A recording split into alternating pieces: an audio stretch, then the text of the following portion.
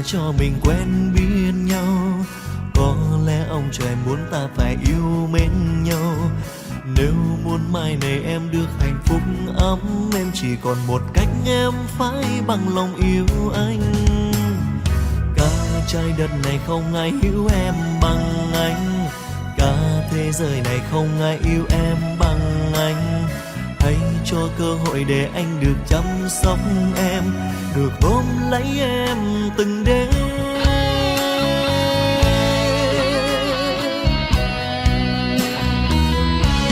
Nguyện làm nô lệ cho em, nguyện yêu em suốt cuộc đời, ân cần chăm sóc cho em từng giấc ngủ. Ngày nào em cũng được vui, ngày nào em cũng mỉm cười, vì bên em luôn có anh kề bên. Đừng nhìn xung quanh của em, đừng nhìn bất cứ anh nào, xin hãy chú ý một mình anh thôi. Vì người yêu em là anh, một người chỉ biết chung tình, người có thể hy sinh tất cả vì em.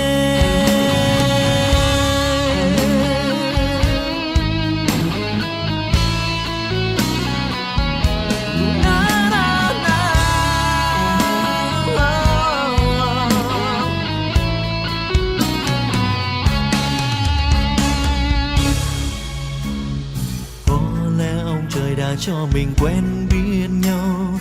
Có lẽ ông trời muốn ta phải yêu mến nhau. Nếu muốn mai này em được hạnh phúc ấm, em chỉ còn một cách, em phải bằng lòng yêu anh. Cả trái đất này không ai hiểu em bằng anh, cả thế giới này không ai yêu em bằng anh. Hãy cho cơ hội để anh được chăm sóc em, được ôm lấy em từng đêm.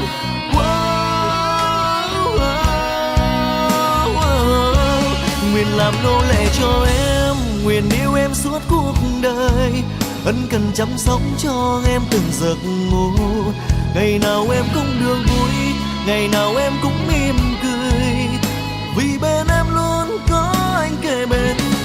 Đừng nhìn xung quanh của em, đừng nhìn bất cứ anh nào, xin hãy chú ý một mình anh thôi.